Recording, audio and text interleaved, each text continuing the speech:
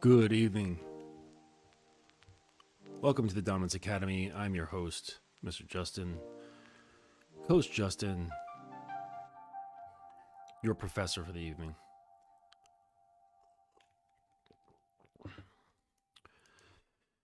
Yeah, so happy holidays to those who are preparing for the Christmas holiday coming up.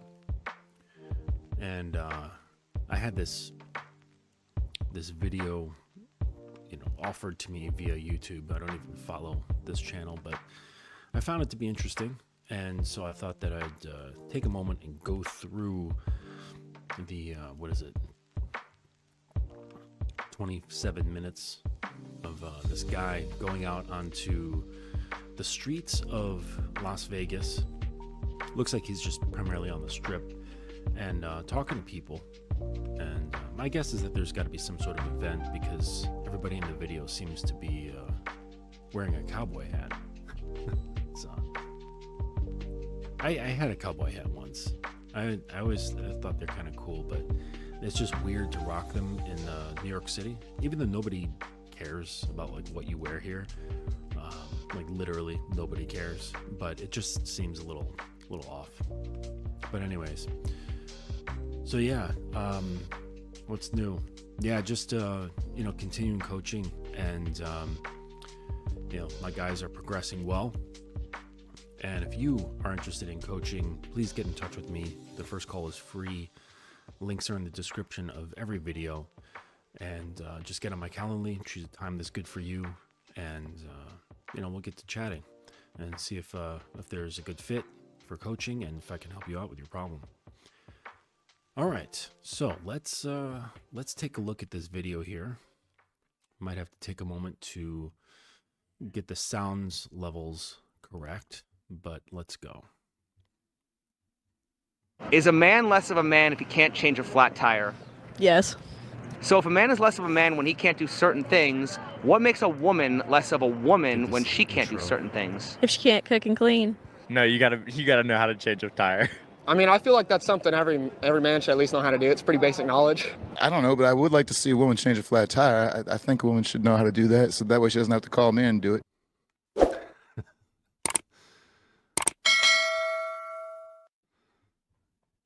When it comes to relationships, what does it mean when people say that men are supposed to lead? In my opinion, men are supposed to lead by protecting and providing in every single relationship they're ever in. Both these guys are dorks, man. Like, that they just don't know what's going on. They just like do as they're told, and they're just going along with like what they believe is the right thing to do, with no experience to back it up. I mean, I feel like men, they're supposed to be the supporters, they're supposed to be the guiders and the providers. They're supposed to, take the hand and support and, lead the way. That's us duty as men. Does the word pursue mean to lead or to follow? To lead. When cops pursue a suspect, aren't they following the suspect? Yeah. Does the word pursue mean to lead or to follow? Pursue mean to lead. Probably to follow if it's pursue it. I feel like pursue means to follow. So how can men lead if they're the ones pursuing? Because you shouldn't be pursuing, right? Males pursue, simps pursue, incels pursue. What's another term you guys like to use? Blue pill guys, you pursue. Men don't pursue, right? You put in an offer to her, and then that's it. And then you walk away, go do your thing. Even if it's online, all right, you just put in your offer, and that's all you do. You don't have to pursue. And pursuing isn't taking much action either. You can pursue someone in your mind, right? So if you've got one-itis about some girl, you're tracking her online, looking at all of her pictures, even though you're not liking any of them because you don't want to come off as that guy, right? Because we all know that guy looks like an asshole. So you do nothing but you stalk, right? That's still pursuing. That's still chasing. Just setting an example. They gotta lead into what they're pursuing. They pursue the woman they want, and once they get the woman that they want, they lead that woman to greatness and successfulness. When you pursue a career, aren't you following your dreams? Yes. So then, doesn't pursue mean to follow and not yes. to lead? So how can a man lead if they are the one pursuing? I don't know. I mean, some guys like to follow women. Yeah, that's true. And some, I would say many. There's, I mean, and part of it has to do with your conditioning, and part of it is because you're a masochist, and part of it is because that's what you believe. And some guys are, it's a kink. So, and all that's okay, right? Just don't be half stepping it, like if you know who you are, just be that, like, completely, right? I'm not here to judge anybody, but if you're going to lead, then don't pursue. You can show interest, and that's about it, right? You can show that you're curious about a person, but everything else should be her coming to you, right? And you need to then provide pathways for that invitation, right? A path for her to walk towards you. And that is the first step in leading. They like to chase them. Why do you think that manhood is more likely defined as a servitude to women than womanhood is defined as a servitude to men? Well, I mean, we're made completely differently in the eyes of God. We each serve different purposes on this earth. A man is It's because you can make a lot more money that way. supposed to keep their thoughts buried low. It is This guy keeps all of his thoughts buried low. frowned upon for a man to talk about their feelings. Other men will call him soft. Women will call him soft. Because they are soft. And it's just, You guys who are like emotive, you are soft as baby shit. Seriously. You're soft as baby shit. It doesn't mean that you can't have emotions, right? It just means that you're not living through them, right? You're not expressing through them. They're not taking control of your thoughts and your behaviors, your choices, things of that nature, or influencing them. This is when you become soft, all right? And I don't care what women may say in public. It's not a turn on. It really isn't. their job to keep it down quiet. And our job is to protect as a man. You're not protected. When men are groomed to not express emotions, how are they expected to provide emotional support in a relationship? Yeah, I heard that. I didn't watch this thing all the way through. It was just a little bit, and I heard that one. And his logic is really fucking skewed. Let's listen to that just one more time. When men are groomed to not express emotions, how are they expected to provide emotional support in a relationship? You see, that comes with the wrongful presupposition that in order to provide emotional support, you too must be emotional. And that's not the case. You actually have to have more emotional strength. Things that support must be strong, right? If you're emotional, that means you're volatile. It means you are unpredictable. It means that things can move you off your square quite easily, right? And that produces uncertainty. And if you have uncertainty, a woman cannot rely on you for emotional support. Support beams are strong, right? Any support structure is strong. It's reliable and it's consistent. Oh, you can't. There's no way you can't express emotion. So why are there so many men telling other men to keep their emotions at bay, down They low? shouldn't. No, you shouldn't. You shouldn't let it out. Why are men turned off by so-called masculine women when conservative country girls are the most likely to weld steel and change tires? Well, let's See, listen. I'm not, is the thing. If she has skills to be able to do stuff like that, that Could this guy's eyes be just a little farther apart? kind of turns me on, if anything. My dog. So, yeah. So again, he's making an erroneous assumption that that the things that you do determine the amount of femininity or masculinity that the individual has.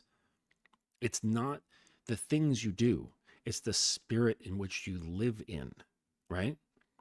Like I've met Southern girls, right? They can shoot, they can take care of livestock, they can hunt, they can do all kinds of shit, right? Yet they are feminine. Excuse me.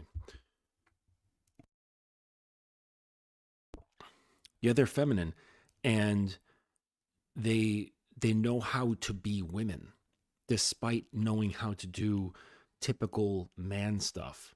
Okay. And that's the way a lot of things are in the South, right? Same as like some areas in the Midwest. And those specific activities don't take away from the woman's ability to be feminine, right? Because it's part of one's femininity and masculinity is part of the spirit that's inside you. And I'm not talking about like a holy spirit. That's just the best word I can come up with. My daughter learned that stuff, and so should every young lady. Like, be well-rounded. But then, do you think that on the flip side, that men should learn more nurturing and feminine qualities, just like women should learn more masculine qualities? No, men should learn how to kill people. This guy's awesome. This guy is awesome. But he makes a contradiction, okay? Because he says that the woman should be well-rounded. Men should be well-rounded as well, okay? One of the most well-rounded warriors of the past were the samurai. They were trained in fucking everything, from the soft to the hard, because, part of the whole like yin yang and balance, and they had the wabi sabi, like they have all this in their culture, finding balance between things in nature. So the samurai, they were trained in everything, not just combat, right? But they knew how to make clothing, they knew how to cook, they knew how to sew, they knew calligraphy, they knew how to play instruments, they knew how to act. Like, they had soft arts and hard arts. So in with respect to what he said about being well-rounded, men need to be well-rounded too. Yes, it's helpful to know how to nurture things, right? You should know how to take care of life. You shouldn't just know how to kill, right? You should know how to take care of life as well. If you have a child, you're going to have to know how to care for it, all right? There may be times when the mother's not there for whatever reason. Maybe she dies. Maybe she needs to go on a trip somewhere, and you have to take care of the kids. Like, you need to know these skills. You should know how to take care of plants. You should know how to tend a garden, right? You should know how to take care of animals. Being well-rounded and being able to nurture is a very, very good thing. Does a man have the right to define what a woman is? No, not really. A woman can be an independent woman. They could be a dependent woman. A man can't change that. That's who they are, and we cannot change that whatsoever. So then what would give women the right to define? No, that's not true. Depending on circumstance, depending on the various inputs and variables, people can change from becoming dependent and independent, not only in the things that they do, but in their mindset. There's a lot of factors involved, but no, things are not fixed. Define what a real man is. It's hard because men are all about women. That's our human nature. That's what we are. No, that's what fucking simps and losers are all about. And if a woman says something about a man, most, like 80% of the time, they'll be all about it and be like, oh yeah, totally. And they're not like that in the real world. We're built completely different. There's some things that men are capable to do that women can't. There's some things women are capable to do that men can't. Why are women no longer expected to be feminine virgins, cook, clean? Like this kid, he definitely has a 12 gauge in the back window of his pickup truck. And it's got camouflage. Like, he definitely has a 12 gauge. Serve their husbands and pump out babies, yet men are still expected to be traditional, chivalrous men who risk their lives and pay all the bills. Yeah. Right now, obviously, there's just a lot more equality, a lot more freedoms going around. So everything's just kind of like switching up. And I feel like they don't want that role, whereas we're okay being in our traditional roles. I don't know why, to be honest. What does masculinity look like if you're not religious, traditional, or conservative? Well, that's not this guy. No idea. I'm all three.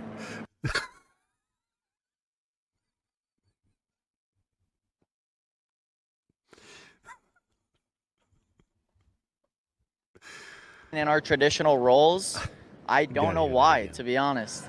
What does masculinity look like if you're not religious, traditional, or conservative? No idea. I'm all three.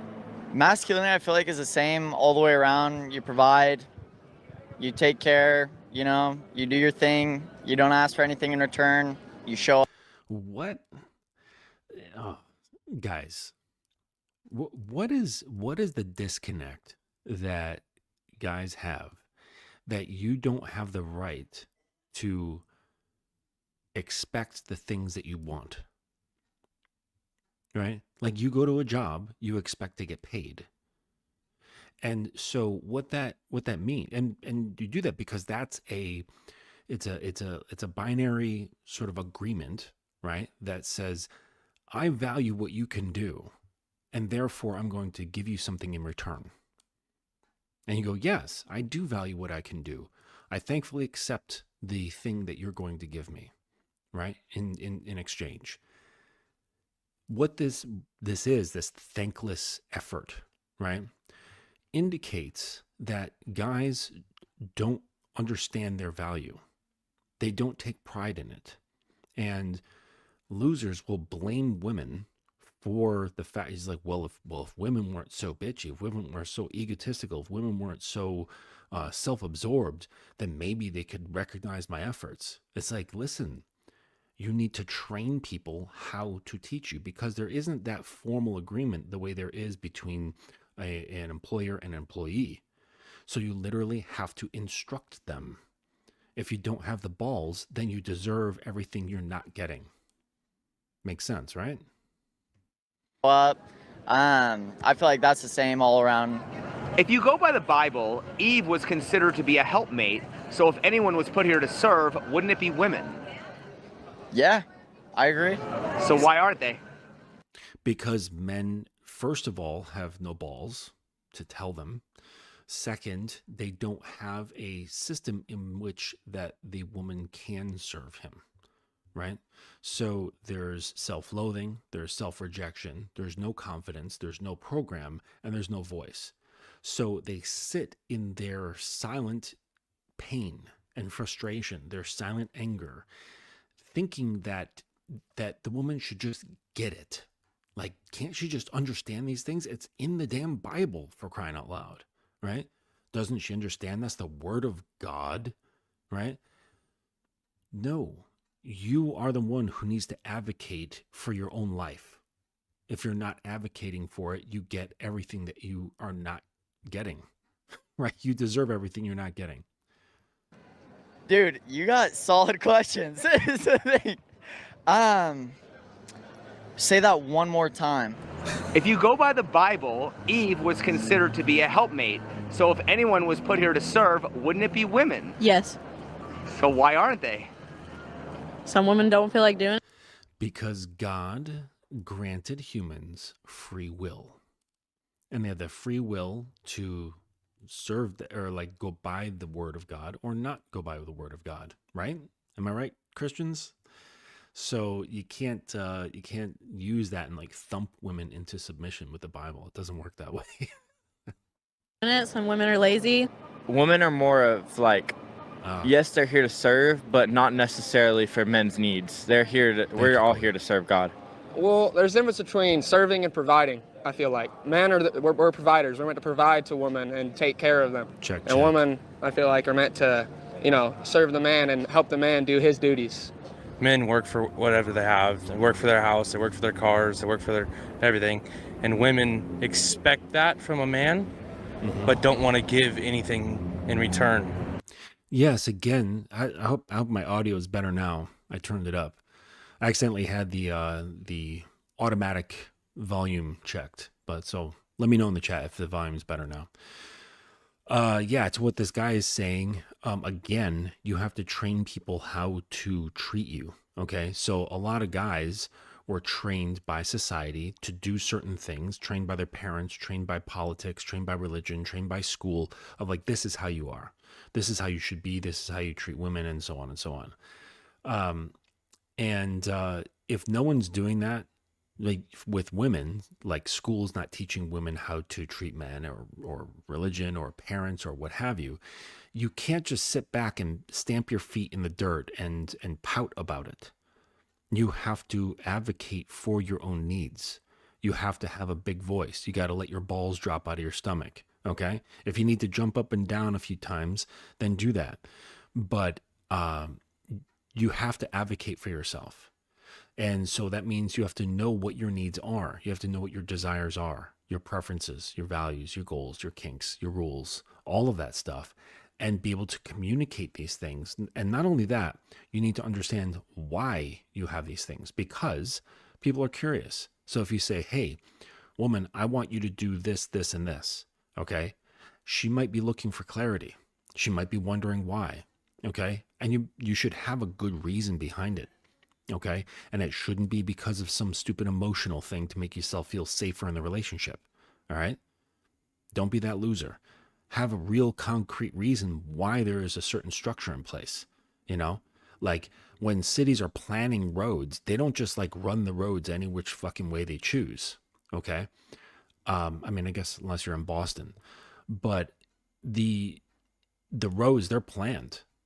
Right. And there's a reason why they have this road over here going in that direction and this thing. It's like anything that is built has a lot of forethought put into place and seeing how it's going to connect to everything else.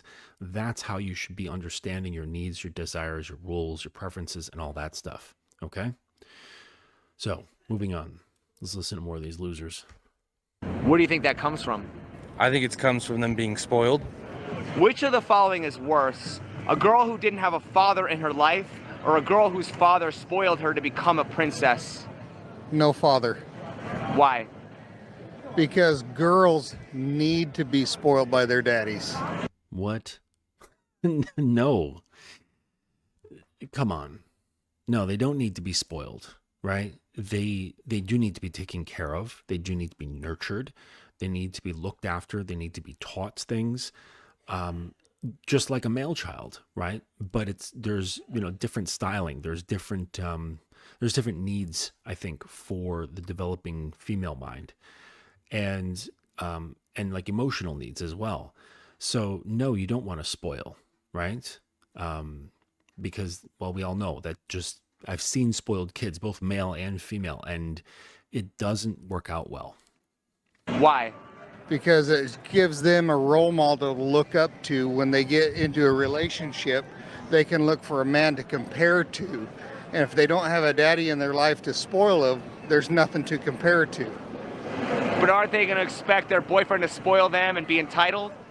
I wouldn't say entitled if you do it right, but the way you do it right is that you spoil them only when they deserve it, when they've earned it, right? Through having like good behavior, and following the rules and progressing, working through their goals that you've helped set for them.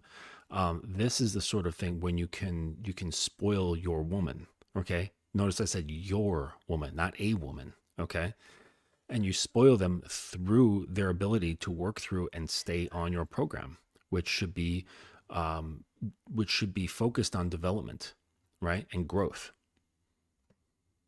every young lady needs to be spoiled. No. Who spoiled them?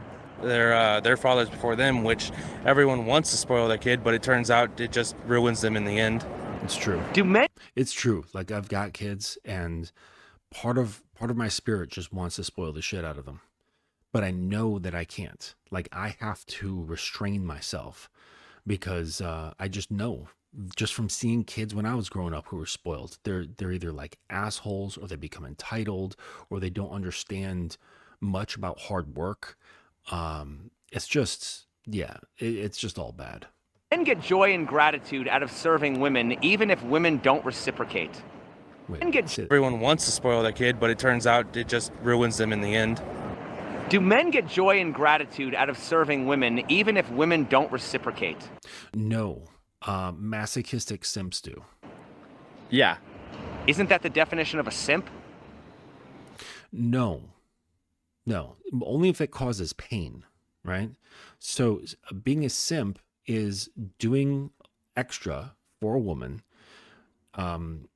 for the sake of getting validation or acceptance from the woman to his own detriment, right?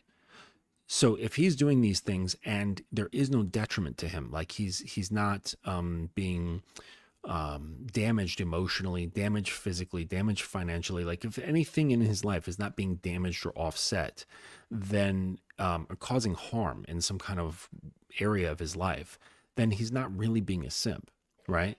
The actions are not what determines symptom, okay? It's the motivations and the pain that's afterwards, right? Not getting a return on the investment, not getting what one needs, not getting what one desires. That's what creates a simp, right? Not the specific actions involved. No. I mean, yes. No. I do get pleasure of, serving my woman. Even though if I don't get anything back, it's the point of being chivalrous, I guess. Oh, you fucking retard. Chivalry is a set of codified behaviors that were set only for knights. And it's behaviors that have to do with his conduct amongst royalty, amongst a royal family. That's what chivalry is. It has nothing to do with these women, okay? Stop misappropriating shit that doesn't belong to you. So if you're not a knight, you don't need to be chivalrous, right? If your name starts with sir, then yeah, you can be chivalrous, or you're expected to be. My name is Sir sometimes, but not that kind of sir. Anyways, yeah, this guy, he doesn't know either. Isn't that the definition of a simp? It depends on your term, what you want to consider the definition. If that's not a simp, how would you define one? Actually, I wouldn't know what a simp would be. Someone that'll... It's not a simp. Now, see, he's lying. You can tell with that really long blink that he does. The point of being chivalrous, I guess. Isn't that the definition of a simp? It depends on your term, what you want to consider the definition. See if that that's long not blink? a simp, how would you define one? Actually, I wouldn't know what a simp would be. Someone that'll do anything for that certain person. No, like they'll do. Right, because in that moment, you can tell, based on what he was saying, that he already knows what the definition is. Watch. No. I do get pleasure of, serving my woman. Watch his answer right here. Even though He if I knows. don't get anything back, it's the point of being chivalrous, I guess. Isn't that the definition of a simp? See, he was running through it, and then he's really quick, and then he's like, well, it depends on your definition, okay? If he didn't know what that was, he would say, what's a simp? Right? He's completely lying here. And then he brushes it off because it was just a strong indication that he was having, what's that called? Where there's like fucking feedback in your brain with two competing beliefs, right? Cognitive dissonance. Considered definition. If that's not a simp, how would you define one? Actually, I wouldn't know what a simp would be. Liar. Someone that'll do anything for that certain person. No, like they'll do anything to impress them. Someone who just tries too hard, goes really over the top to try and get a woman to like them instead of just being themselves. Simp is a very modernized term. It's not it's hard. That's a hard one. I think it's just made to make men seem less manly if they're good to their women. But personally, a man that... No, listen, being good to your woman, right, is not being a simp, right? Because if she's your woman, that means she's earned that position, right? And continues to earn it on a daily basis. So anything that you choose to reward her with is not simping, right? You're just giving value for value. So, yeah, but simps, they do all these things without anything in return. And a lot of them, they like the pain. that respects his woman and that's a good man. Would men still serve women if they knew they would never get that reciprocation? Yeah. Why do you think so? Well, they don't want to be alone for the rest of their life. Do women get joy and gratitude out of serving men even if men don't reciprocate? I don't think they do. I feel like no, but also yes at the same time, because there's all kinds of different women in this world. Yeah, that's true, right? There are some women who really, really enjoy serving. And that's just the truth of the matter, right? But that's not a lot. That's not everybody.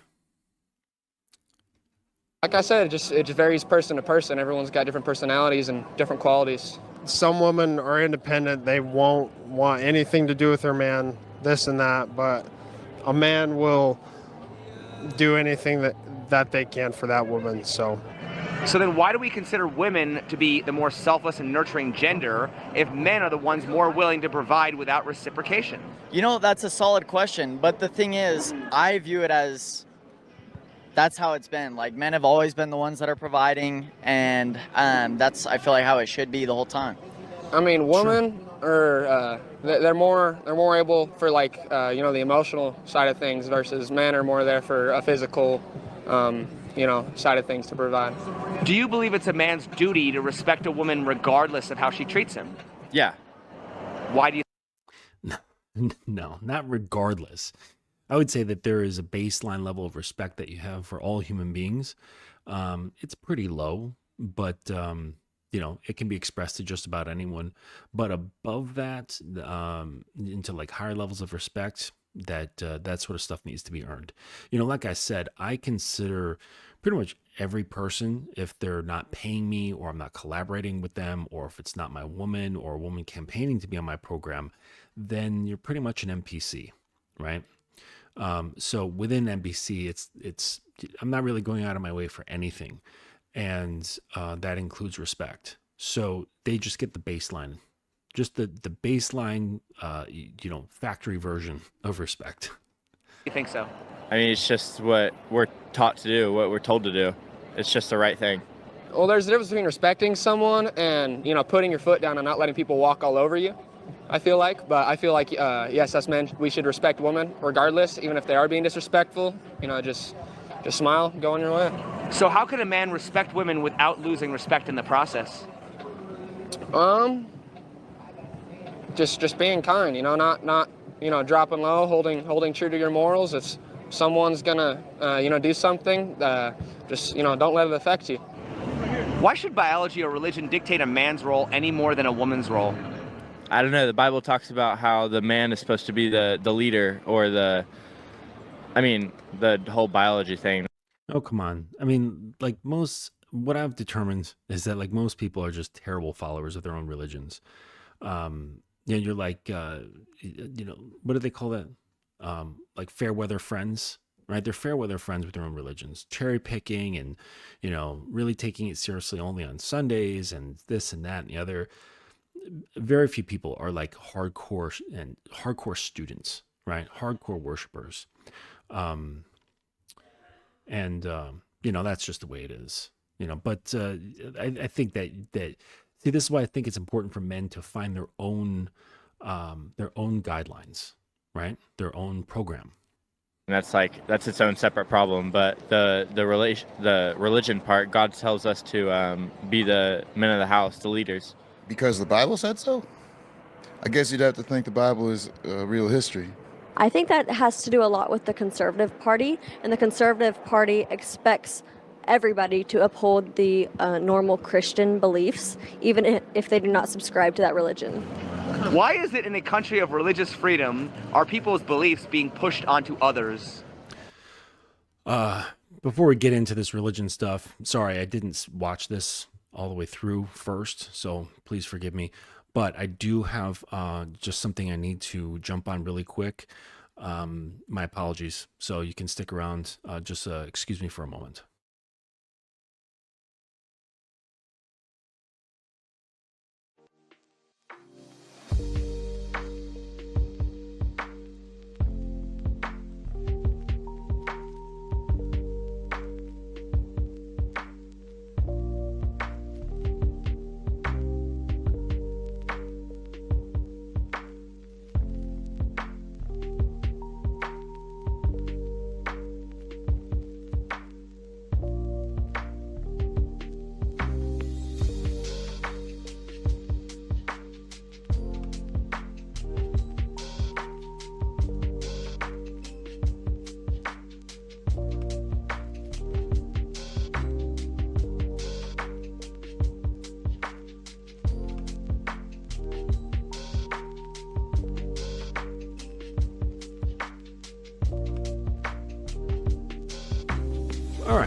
And we're back. My apologies.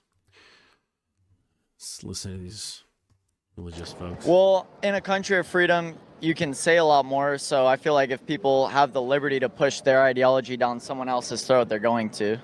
I think because the Conservative Party has a ingrained belief that their way of life is correct and what everybody... Why are women no longer expected to be feminine virgins, cook clean, serve their husbands, and pump out babies, yet men are still expected to be that traditional chivalrous man who risks his life and pays all the bills?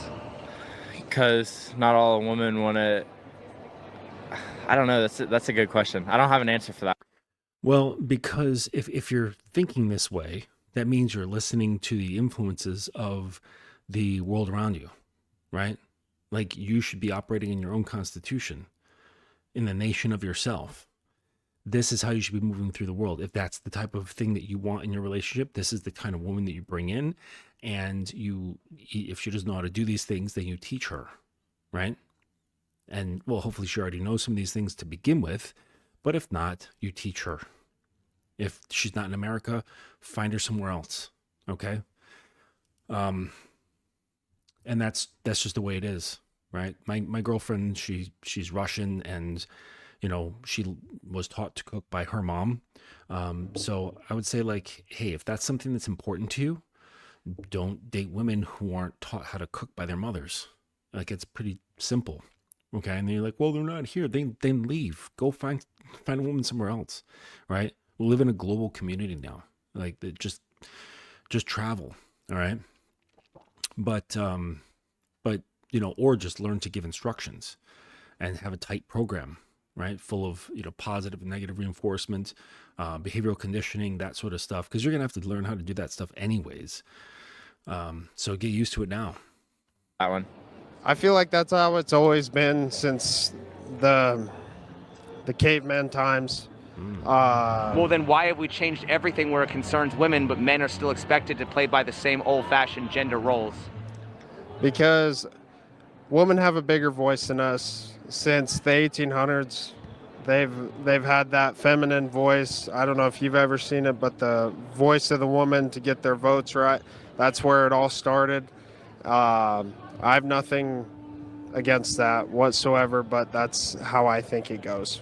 And also, it's a different day and age we live in. You know, everything's different from what it used to. You know, that old school mentality just really isn't there anymore, and that's why you know, relations nowadays we really don't see a lot of them.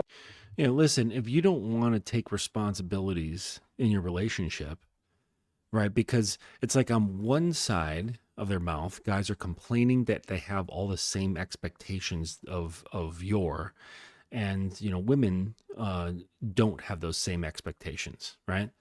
And it's like, okay, so then stop doing those things if you don't want to do them, but then don't sit there and say, but I want to be the leader as well. Okay? Like, you can't have everything. If you want to lead your relationships, then you're going to have to adopt certain responsibilities. That's just the way it goes. Okay? And then again, like then she needs to adopt certain characteristics and abilities as well. If that's the thing that you want to create, you don't have to listen to what's happening around you. Work out. When it comes to relationships, men are expected to protect and provide. If men should protect because they're physically stronger, why can't women pay all the bills? Why are both duties assigned to the man when women are capable of at least being a provider? Women are fully capable of doing that. Well, the only instance where you should be really worried about this is if you're getting married. And if you're married, there is no the husband's money and the wife's money. There is the marital money.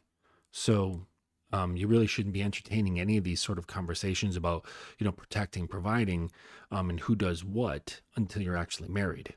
Then, you know, that's when things actually are set in stone, or they're, you know, it's got that, there's a legal structure in there. Like, you no longer own certain things on your own.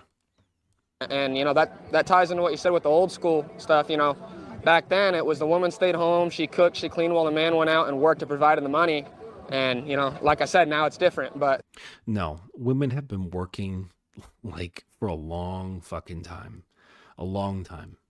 So, like, they worked in the you know, the 40s, they worked in the 30s, they worked in the 20s, they worked in the 50s.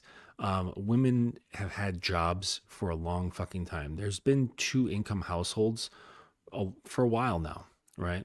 I think it's just the amount of them has shifted. There's still, certain expectations on stuff like that. Why do men often think it's bad for women to contribute to the bills?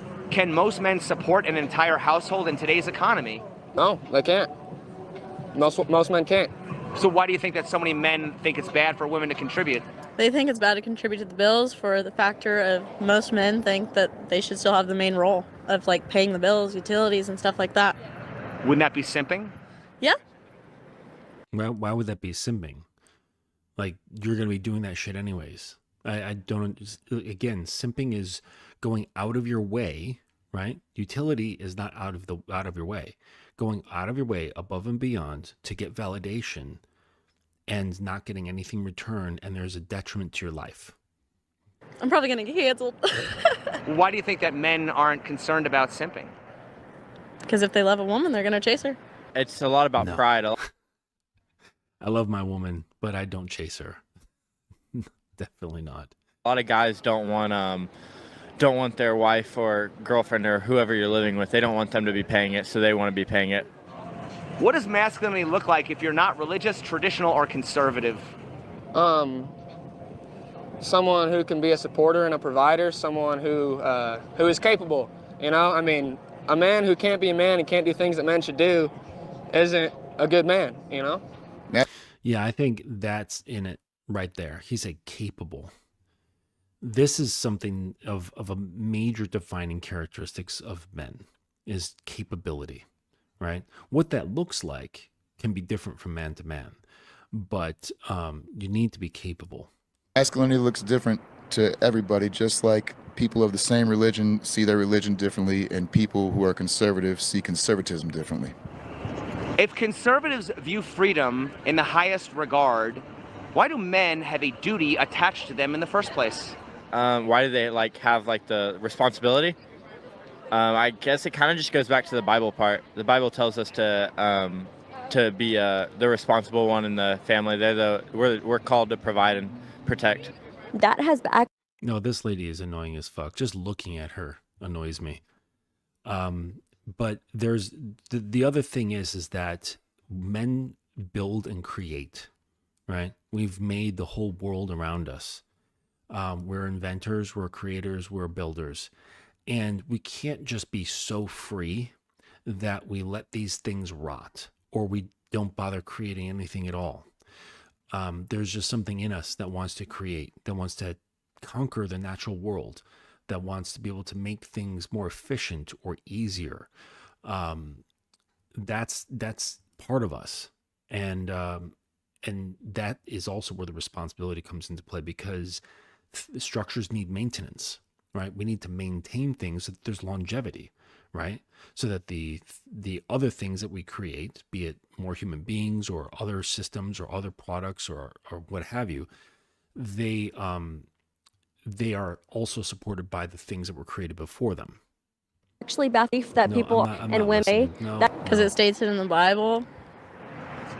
If being born with a penis puts all these qualifiers on men, would that mean that men are born into slavery? Yes. God. slavery, no. Would that mean that men, if being Question actually. Because it states it in the Bible. if being born with a penis puts all these qualifiers on men, would that mean that men are born into slavery? Yes. Slave. Well, yes, if you just go with your conditioning and never question it and go through life like a loser and, never really listen to that voice inside you that says, hey, go do something for yourself, right?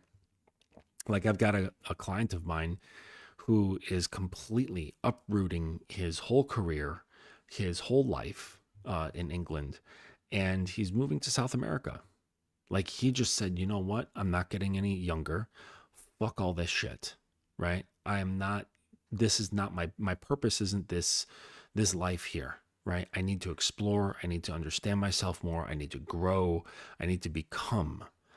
And that doesn't happen with stagnation, Becoming doesn't happen through just doing the same old boring things you've been doing, thinking the same old thoughts, and having the same old habits and the same old beliefs, right? He totally ripped apart his belief structure, his psyche, his belief about himself, about family, about women, and that's kind of what we do. We start examining things at the academy, holding them up to the light to see if they're opaque or transparent. And if that shit's transparent, you get rid of it, right? And he said, "Fuck this! I'm moving to South America, right? And I'm gonna try life over there. And then who knows? Maybe in 5 years he'll go somewhere else." But Slavery, no. Biology, I think it's absurd and really responsible You're a man. Could you of imagine, gender as well. Could The you imagine listening to this girl's voice every morning? emotionally regulated and financially responsible party of gender as well. This is the type of girl who wants to sound smart, but she's stupid. A man is a man. If you got a dick, you're a dude. You're a man. There we go. If you got a dick, you're a dude. You're a man. That's just the way I look at it. You're born what you're born. If being born with a penis puts all these qualifiers on a man, wouldn't that mean that men are kind of born into slavery? In a way, yeah. It is hard being a man. No, it's not slavery, right? It's being part of a responsible system, right? Think about if all men were just like, you know what? I want to be free. I want to just march to the beat of my own drum, okay? And just be whimsical about life, which some men are, okay? They're just like tumbleweeds on the ground and live life all the way through this way. Society wouldn't have been built. We wouldn't have inventions. We would still be like eating, like squatting on the ground, like, eating like grubs and shit, okay? Like we wouldn't have farming. We wouldn't have agriculture. We wouldn't have electricity. We wouldn't have plumbing, right? We would be wiping our asses with fucking leaves and still trying to figure out why certain plants kill us and other plants don't kill us. Nowadays, for sure. The rational cowboy. Is a man less of a man if he can't change a flat tire? Nah. Some guys, they pay some other guy to do that. And yeah, you're not less of a man, but I would say that knowledge is just a good thing to have, right? And simple knowledge, okay? So you look at the things around you, all right? You should be able to engage with these things, all right? Like simple things around the home that break, they can be fixed, okay? Like plumbers at one point didn't know how to plumb piping. Plumbing is actually fairly simple, okay? Electrical work can get kind of crazy sometimes and dangerous. So, maybe that's something you hire a professional for. But literally changing a tire is really, really basic, right? There's nothing to it at all. It doesn't even involve calipers, right? It's just the lug nuts and that's it. Okay. So there's really basic things around you that I think it's well worth understanding how they work and how to fix them. Okay. And not only does that save you money in repair costs, but it broadens your education, right? So I remember my stove was fucked up, like it wasn't working, and I went into investigating, figuring out parts. Oh, excuse me, parts and shit, finding out what's wrong with it, going to the manual, testing things, and I have my multimeter, and you just figure it out. And I figured out like there was a coupling that was messed up, like it was burnt out. So this is just part of it, you know what I mean? And it's like you go back in time, that's all we had. Like we didn't have like service people, right? If you go say, pre-1900, like you had to fix your own shit. You had to know how to build it, you know how to maintain it, and you had to know how to fix it. So this is just something I think you should know how to do. I don't know if it exactly makes you more or less of a man. It just makes you more or less educated and competent. Those guys seem to be doing better than the guys who have to change the tire. But there's a lot of people who think that a man is less of a man if he can't change a flat tire. If they think a man is less of a man if he can't do certain things, what would make a woman less of a woman if she can't do certain things? I mean, yeah, you know why guys can't really answer that well and direct and all that sort of thing? Because you're obsessed with pussy. That's why. Because you put that on a pedestal, you make that woman's only value, and it's nothing that actually has to be taught. It's just something that she has and needs to give you or allow you access to, right? So if that's the only thing you value, then it's like, well, that's all you're going to see. And the thing though is that, like, if you know your needs, you know exactly what is needed to be brought to your table, then you can instruct, you can teach, you can guide. All right. I don't know, but I would like to see a woman change a flat tire. I think a woman should know how to do that, so that way she doesn't have to call me and do it. But less of a woman, I just don't really think in those terms. When it comes to relationships, what does it mean when people say that men are supposed to lead? Oh boy. It means that they're afraid to let a woman lead, or it means that they don't want to make decisions on their own. But usually when a woman says that she wants a man to lead, as soon as he tries to, she's going to lead him anyway. No, exactly. That's the vast majority of guys. That's exactly because men are not standing on a strong constitution. They don't know what they stand for. They don't know what they are. They are completely movable, right? Let her cry, let her get angry, and you turn into fucking Play-Doh. All right? Your form, that Play-Doh might be shaped into, a little action figure with muscles, but it's still made of Play-Doh. Right? And this is most guys. Your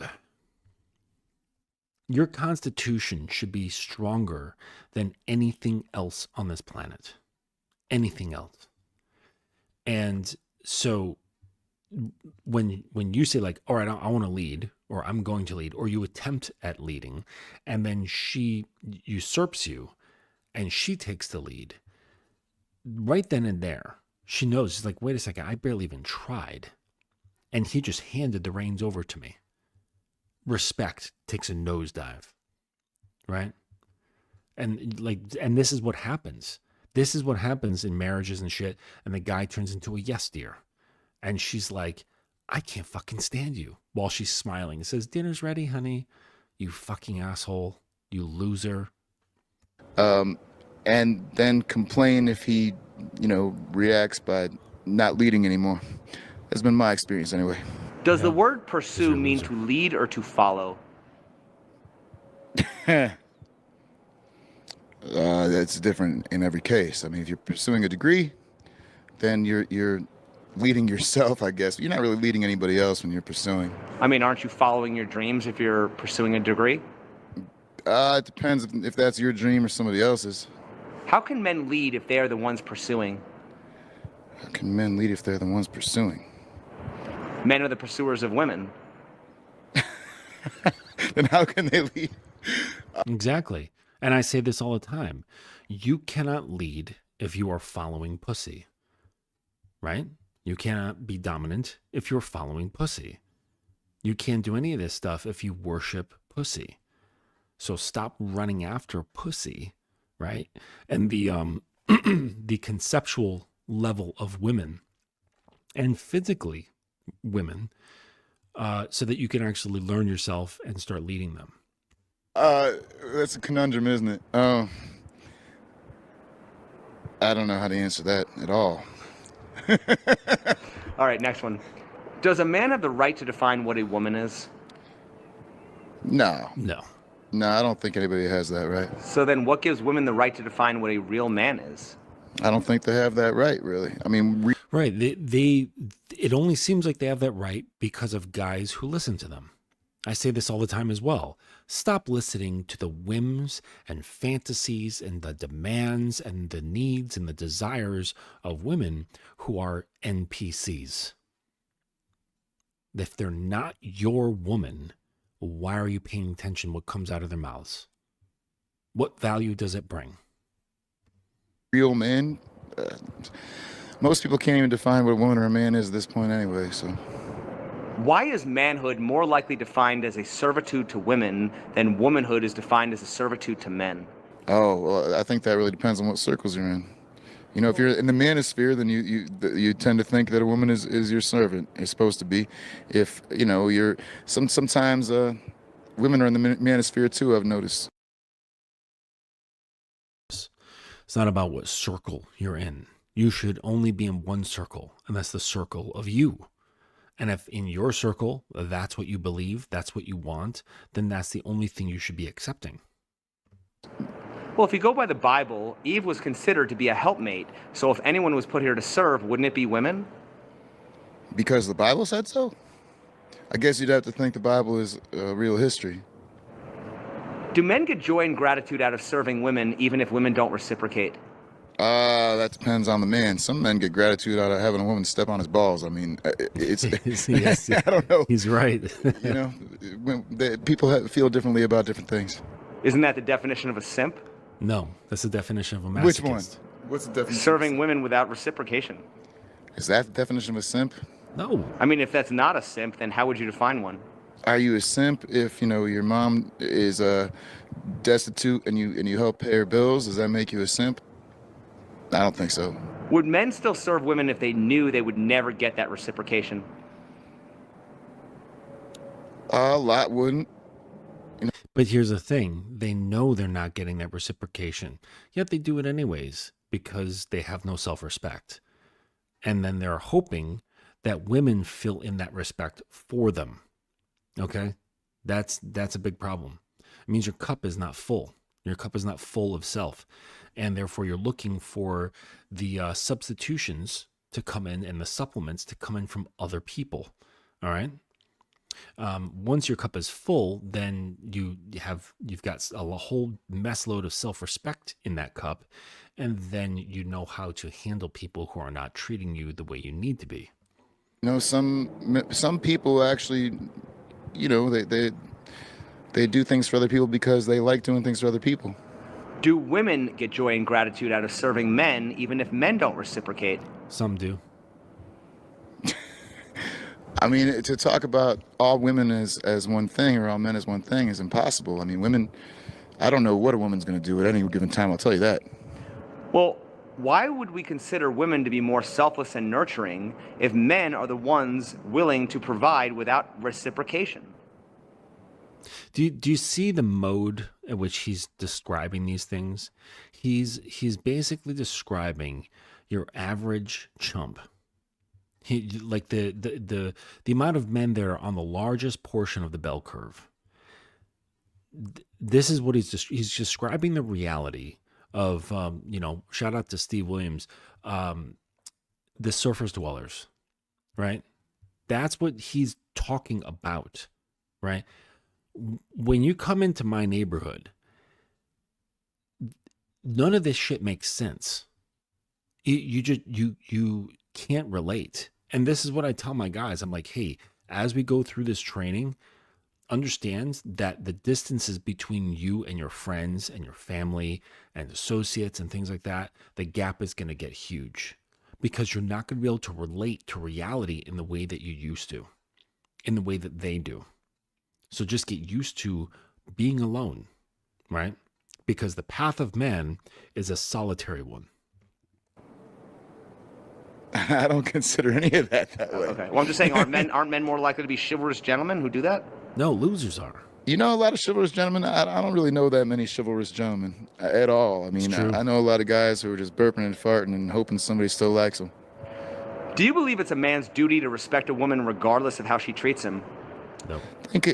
I think if we're going to go there and get into what a man's duty is, it's a man's duty to respect everybody from the outset until they do something that means you have to stop respecting them. Why should biology or religion dictate a man's role any more than a woman's role? Well, that's something that we talk about a lot nowadays, huh? There are some things that men can't do that women can do. I mean, that's just a fact. You know, men can't breastfeed, and that's just something that's real. Actually, men can. And this is a fact. If there's suction for a long enough period of time, typically coming from, say, like a baby or something like that, on a man's nipples, that he will start to lactate. He can even start taking, particular hormones that start engorging the glands, because every man, unless you've got some abnormality or something like that, men have the same glands behind their nipple. They're just kind of dormant. Okay. Remember, we all started as female in utero, right? So we still have all those glands, and with enough stimulation, men can start lactating. It's really weird. So what happens with some guys who they lose control of their estrogen because they're not balancing it out from doing certain steroids. They raising their testosterone too high, and then they're not controlling the estrogen rebound.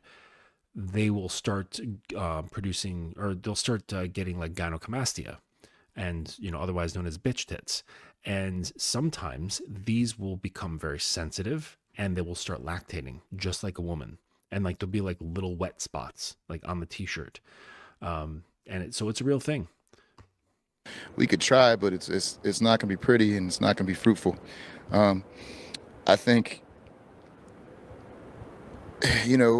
there's just no way that you can make me breastfeed. That's all there is to it. So there are some roles that we can't both play. But does that mean that a woman has to breastfeed? Well, we already established years ago that she doesn't have to, and some women can't, and it doesn't really matter.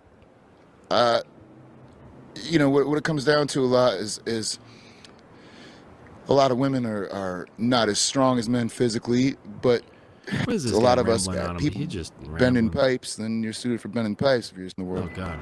Why are women no longer expected to be feminine virgins, cook, clean, serve their husbands, and pump out babies, yet men are still expected to be that traditional chivalrous man who risks his life and pays all the bills? No one's risking their life these Man, days. I don't really know that many men who risk their lives. I haven't known any men who risk their lives besides firemen. Right, there's firemen, there's police, there's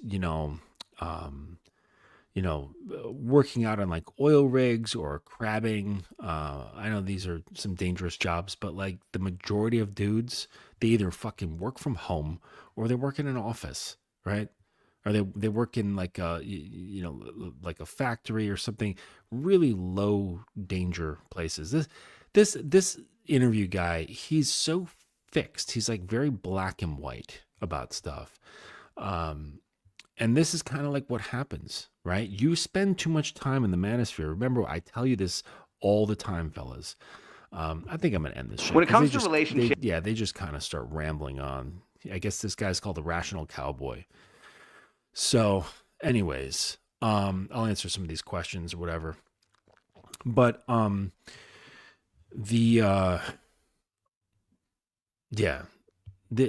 guy just, he's off his rocker with all this like manosphere shit.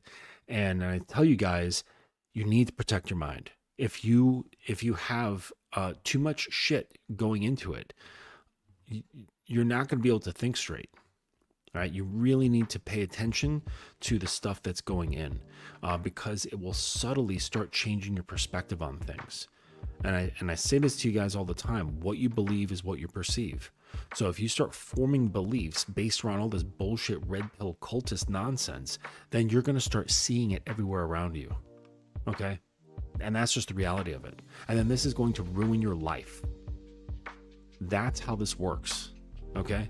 So you need to control the things that come in through your eyes and ears, and be certain that it's the sort of thing that's actually serving you and not serving you like to stay where you are. All right. Let me just take a look at some of these comments and stuff here. TC was up.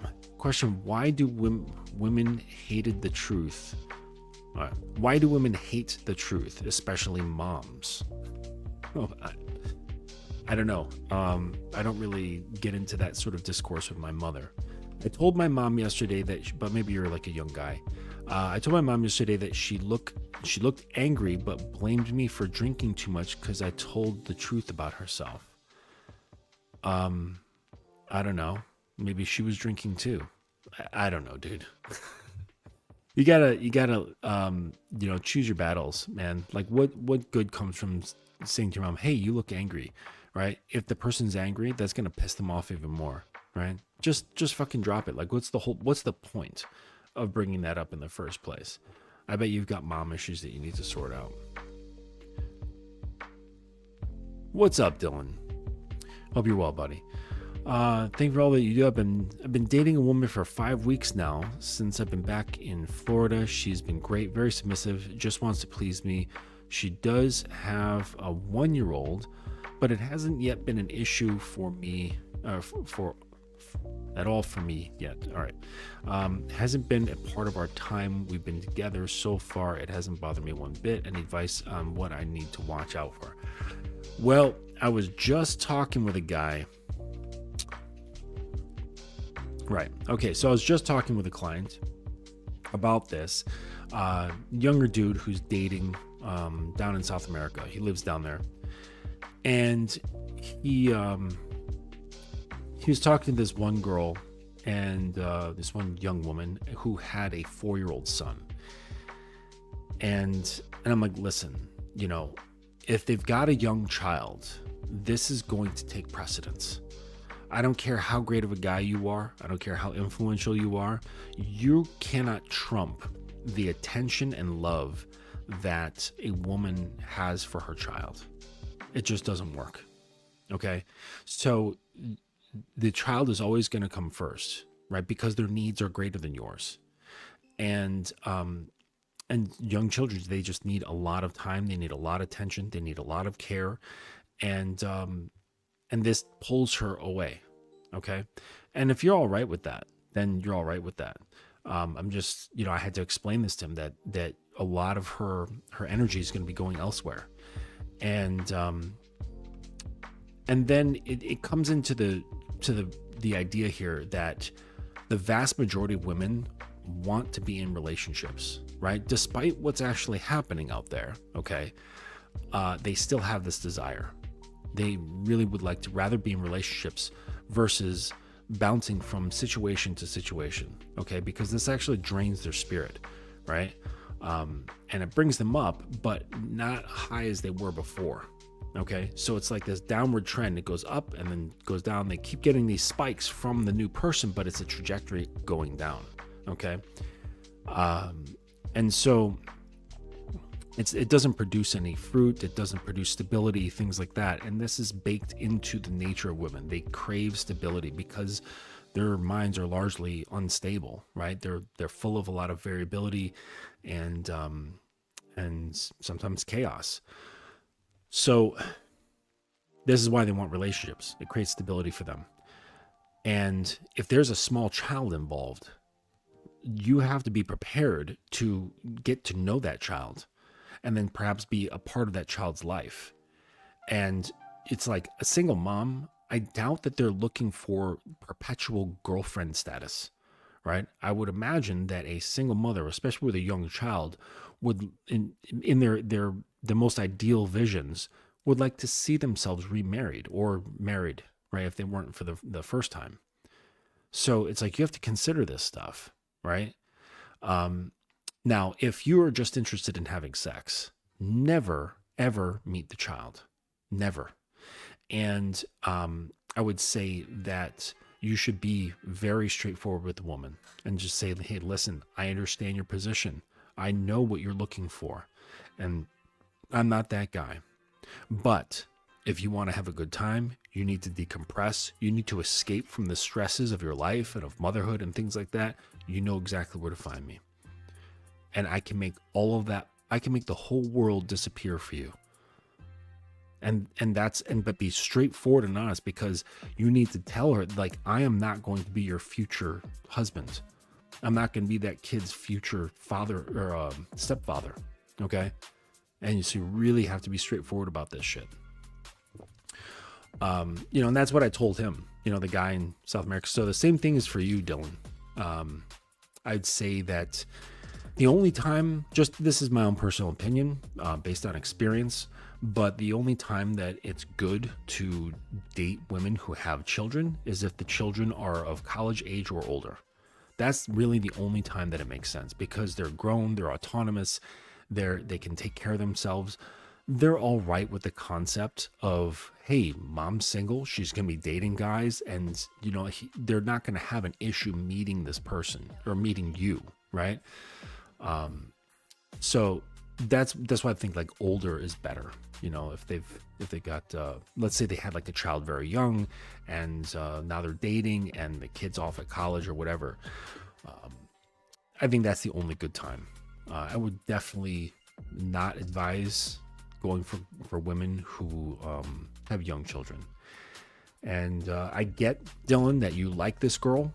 I get that she's fun. Maybe the sex is really good. Maybe she's very submissive. But the fact of the matter is that there's plenty of women out here who have the same characteristics or similar characteristics who do not have children. Okay, so you may want to keep her around if you like her, but continue exercising your options. Okay, like I know you know what you're doing out there. I know you don't have issues with dating, so this is what I think you should do. Right. So yeah, thank you guys for being with me through that video. There was some really stupid shit in that video. The funny thing is that to get on record someone talking about that sort of nonsense, expressing that kind of mindset, you could just take a stone and blindly throw it, and you're going to hit somebody who has this mindset of like the patterns and the belief structures and the perceptions that all those people were talking in. All right, they're fully plugged in. They're fully part of all of that shit. Okay, and you know this isn't you know, like a Matrix thing. This isn't a red pill thing. Okay, this is a man thing. Okay, yeah, you bet, Dylan. This is a man thing, and you know, I'll tell you, the single most dangerous thing on this planet is a free-thinking man. It's the most dangerous thing, because we can't be influenced very easily. We can't be controlled very easily. We make our own rules. We understand our own codes. We absolutely march by the beat of our own drum. Okay? This is really dangerous because it's unpredictable. All right. Once you start influencing men to, you know, understanding their shopping and being able to, you know, get into their head via shit that's on YouTube or through advertising, marketing, and all that stuff, and you start going into all that sort of thing, then you can start. That's when like the puppet strings start getting attached to you, and you can start, and you'll start to be controlled. Your choices will become influenced. Your beliefs will become influenced. Your perception will become influenced. Okay. But on the path of man, you're actually spending time snipping all those strings off. That's what you do. You start creating your freedom. And truth be told, there's a little bit of a freak out period, because part of your identity is tied up in those strings. And it's somewhat of a scary sort of feeling. I mean, it's like liberating, but scary at the same time, where, you know, you have this sense of freedom, but it's like, but where to, right? So it's exhilarating, but it's also kind of scary, because you're now no longer who you thought you were, and you're operating on like nothing, right? And you have to like, okay, I have to figure this out. What do I stand for? What do I actually mean to myself? You know? And I've got like that guy who I was mentioning before, who's leaving his life in England to go to South America. He is like just coming out of that transition. Okay, so he was in one paradigm, and he was like, "Oh, this is life." You know, it's like got a lot of shitty moments and some of it's great moments, and I can make myself feel better by buying this sort of thing, or, you know, renting out a nicer flat or whatever, you know, banging this chick, banging that chick. It's all good, you know. And he started working with me and like a couple of other coaches, and a lot of the stuff started just peeling off, right? And there was this sort of you know, this sort of period that was full of turmoil, right? There's because there's a part of the psyche that loves familiarity, and when you start upsetting that, the mind goes a little bit wacky, all right? And it goes to confusion, and anxiety raises up, fear raises up, sometimes anger, frustration, all kinds of stuff, and this is. You know, it just throws you off. And this is what he was going through, right? And it was a really rocky period for a little while there. And now things are kind of like settling in. He's starting to gain a greater understanding of who he actually is, even though there's still some like a wide area of unknowns. Okay, but it's from peeling away stuff.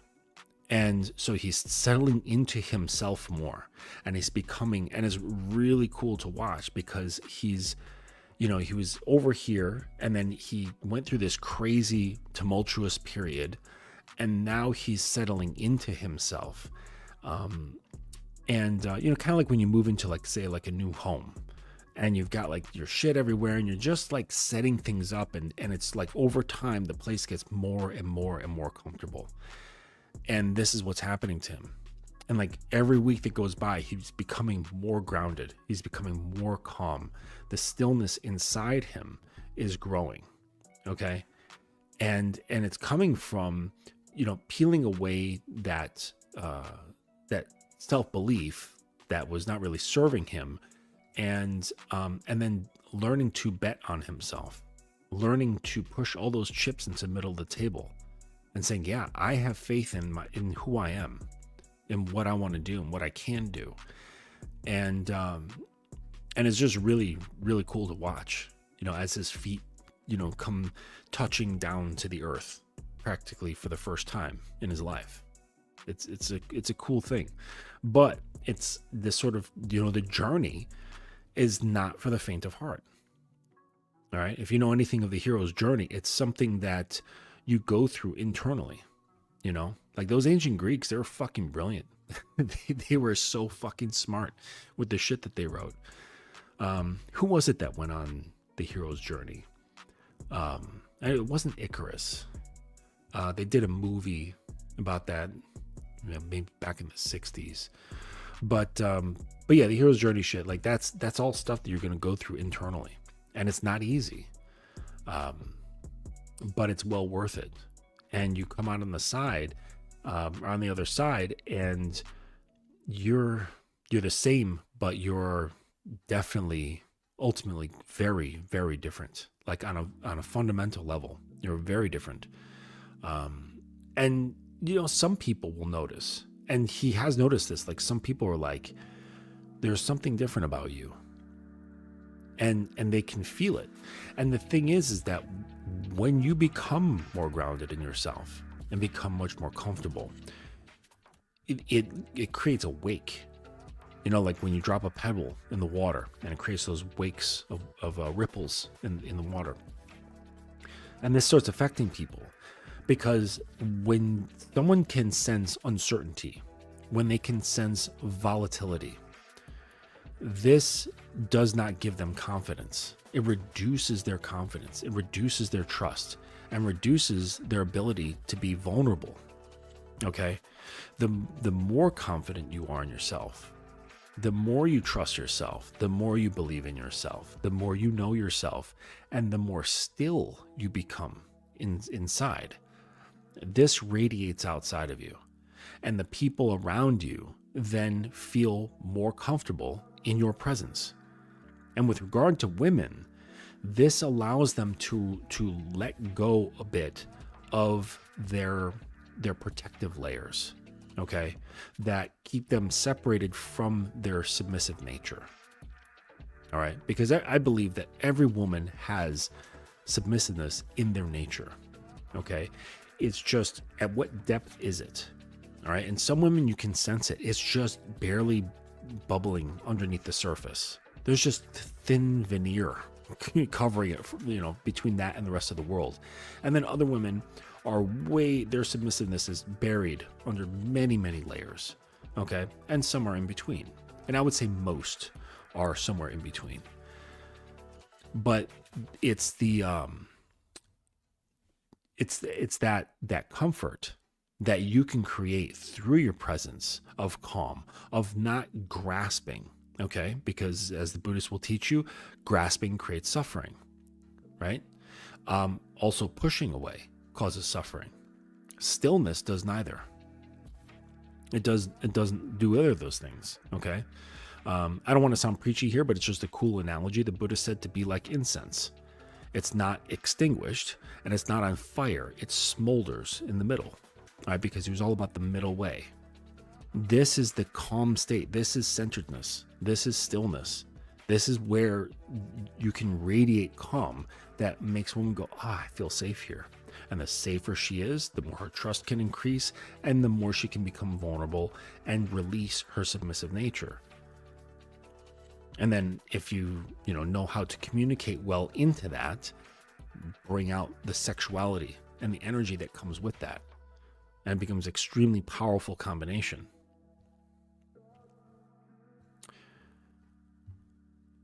University of Enlightenment, what's up? When you operate on manhood, I don't know what that means. You closely operate on your godhood. Any thoughts about that?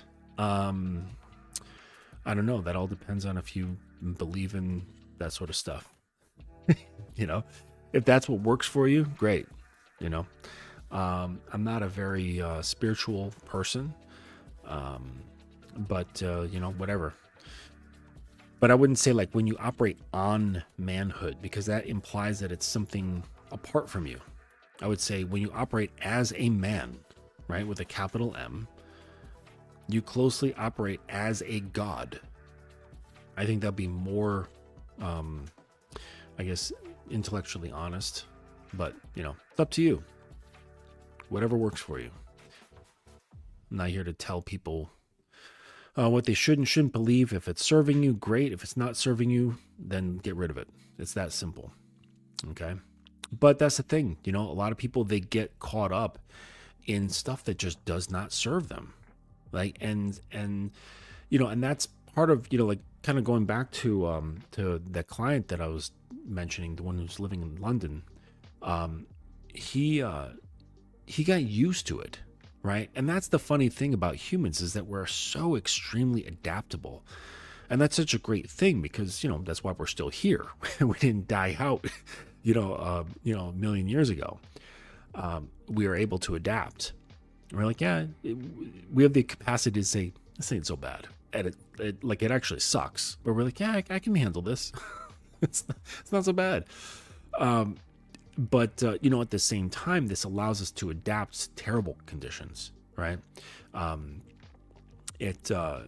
Terrible conditions of the mind, adapt to terrible conditions of certain situations, terrible conditions of the people around you. And we can just say, you know what? It's not killing me. It's not making me sick. I can tolerate this. It's not so bad. And then over time, this just kind of like chips away. It chips away at your true identity, right? And, it just starts filling in with just all the bullshit. And next thing you know, you are part of the bullshit. You are it. Okay? And I know I'm just reminded of that scene in Fight Club where, the main character there, he's like standing outside of his apartment looking up at it, and it's like all in flames. And he, that was the pivotal moment, I think, where he was just separating himself from all of that bullshit. where he's like, all these price tags were floating on next to all the things that were in his apartment that he thought he valued, right?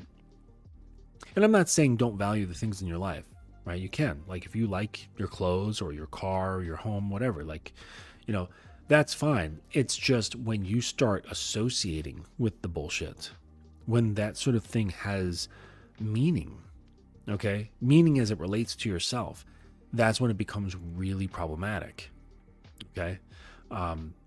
Because it's the grasping of those things that will cause you to suffer. And really, it's like you're conditioned to not let go, right? Because if you have if you're programmed or you're conditioned to have a mindset of grasping, and there are means and methods to start accessing your emotions, right? And so I was talking about emotions as like a pathway into you that has a membrane, right? And for a lot of people, that membrane is very thin. So means and methods can easily permeate that and start accessing into your emotions and start manipulating you, okay? And they're like, no, you want to grasp at this, you want to grasp at that, and therefore you're easily controlled, very easily controlled, okay? And in the same way, like if women can recognize that you have like that very thin membrane covering up that channel that accesses into your emotions, once that's discovered a couple of times and like exercised, because it's like, oh, maybe it's a fluke, right? But then there's like a pattern. She's like, oh, I can move him. I can shift his emotions. Watch, I'll do it, and she'll just start pressing little buttons here or there, like things that you may not even recognize as she pressing buttons, and you start responding and reacting. And she's like, huh, okay, maybe this guy isn't what I thought he was. Because a lot of women, like when they meet a guy that they like, they'll spin up a whole fantasy, a whole narrative about him, of who he is. And it's always great. Like if she likes you, the narrative that she spins up in her head about you is something fantastic. Okay. But once that is discovered, that the channel is thin and that she can influence you and start changing your behavior, then it's you become suspect. It's like, wait a second, he's not as solid as I thought he was. And then further investigation happens, and a lot of times she'll discover that you're not really a man with a capital M, right? You're something less developed internally, and it's hard to feel comfortable around that, okay? Because like going back to that, what I was talking about, like the stillness, the comfort, the vulnerability, the submission, it's really hard for those things to feel nurtured and energized to come out if the person that they're around is easily manipulated, right? Easily upset, easily shifted and moved. Okay, just 1 second here. Okay.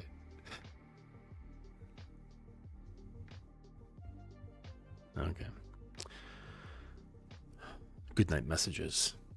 Cool. So I hope all that makes sense. Right? I feel like I'm repeating myself over and over, but it's really the way it is. It's a very, once you understand it and you start living through things in this way, it makes sense. It's like, it's a very simple system, right? It's really, really simple. And it's like, at first, when I'm working with my guys and I start talking about even like, deeper concepts than this, because this is like pretty tame, they get caught up and lost in the weeds. They get lost in the seaweed. And they're like, man, like this is so like wild theoretical stuff. Can we get to anything practical? Right. So yeah, I'll give them like some practical things to kind of satiate their desire for something actionable, but then as the weeks go by and the months go by, they, a lot of their beliefs about themselves especially start shifting, and the theoretical and the deep and the stuff that seems like, only hypothesis really starts making sense. And they're like, holy shit, like I didn't realize that reality was the way it is, you know? And maybe you don't know. But yeah, it's a very strange sensation when you just start living through your own lens that you design for yourself. It's a very strange sensation. Oh, at first, okay, but that's just part of the journey.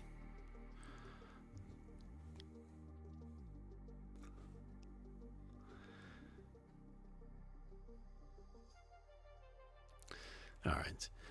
Okay, so I don't want to ramble on. I've got some studying to do. I'm learning Russian, so I'm going to let you guys go for here at this time. I appreciate you being here for the live. If you have any questions, email me at thedominanceacademy.com. I'm sorry, Justin at thedominanceacademy.com. And check out the website. All the links that you need are in the description of this video. And book a call. Book a call and have a chat with me. It's of no charge, and I promise that it will be of value to you. And we can discuss what your needs are and perhaps move forward from there. Also on my website, I've got my books. They're still on a holiday discount, so get them now because they're going to be going up in the new year.